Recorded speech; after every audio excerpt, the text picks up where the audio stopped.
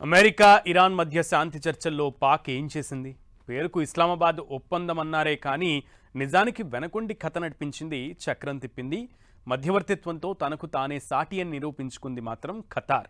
అవును, ఖతర్నాకెత్తులతో కర్ర విరక్కుండా పాము చావకుండా ఖతార్ చేసిన మధ్యవర్తిత్వం వల్లే ఇప్పుడు అమెరికా ఇరాన్ శాంతి ఒప్పందంతో వెనక్కి తగ్గాయి.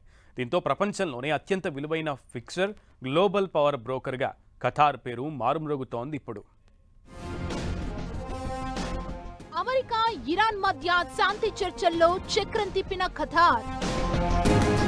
పాకిస్తాన్ కాకుండా ఖతార్ ఎందుకు మధ్యవర్తిత్వం చేసింది? ప్రపంచంలోనే అత్యంత విలువైన ఫిక్సర్ గా ఎలా మారింది? పశ్చిమాసియా ఉద్రిక్తతల్లో అమెరికా ఇరాన్ దేశాల మధ్య దశాబ్దాలుగా తీవ్ర శత్రుత్వం నడుస్తోంది. అయితే ఈ మధ్య కాలంలో వీళ్ళ మధ్య దౌత్యపరమైన చర్చలు జరపడానికి, ఖైదీల మార్పిడికి ఖతార్ దేశం చేసిన మధ్యవర్తిత్వం సూపర్ గా సక్సెస్ అయింది. ఒకప్పుడు ఇలాంటి విషయాల్లో పాకిస్తాన్ కీలక పాత్ర పోషించేది. కానీ ఈసారి అమెరికా పాకిస్తాన్ ని కాకుండా ఖతార్ ను దీనికోసం ఎంచుకుంది.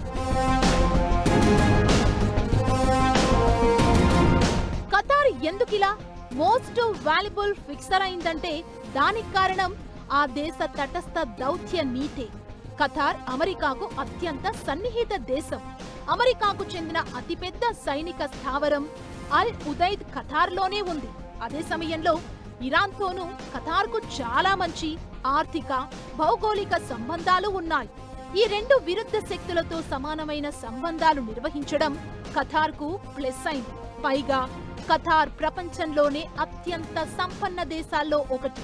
అమెరికా ఆంక్షల కారణంగా స్తంభించిపోయిన ఇరాన్ నిధుల్ని, దాదాపు $6 బిలియన్ తమ బ్యాంకుల ద్వారా మానవతా దృక్పథంతో కూడిన అవసరాలకు ఖర్చు పెట్టేలా చూస్తామని ఖతార్ గ్యారెంటీ ఇచ్చింది.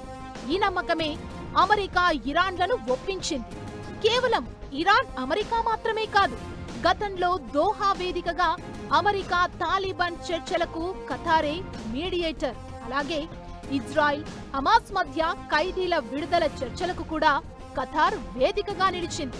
దీంతో ఈ దేశానికి అద్భుతమైన దౌత్య సామర్థ్యం ఉందని నిరూపించుకుంది. ఒకప్పుడు ముస్లిం ప్రపంచంలో అమెరికా వ్యూహాత్మక భాగస్వామ్యంలో పాకిస్తాన్ కీలక పాత్ర పోషించేది.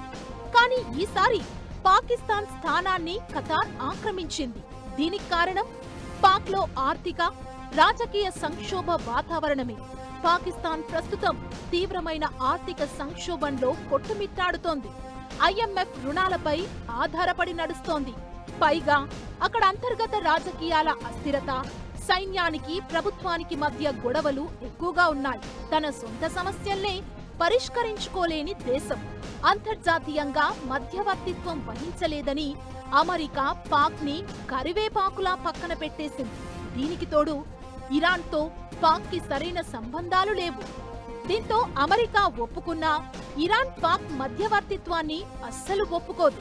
దీన్ని బట్టి ఫైనల్ గా అర్థమయ్యేదేంటంటే ప్రపంచంలోని ఇతర అన్ని దేశాలతో సంబంధాలు బాగుండి తటస్థ వైఖరిని అవలంబించే దేశాలు ఎంత పెద్ద సమస్యనైనా ఇట్టే పరిష్కరించగలవని.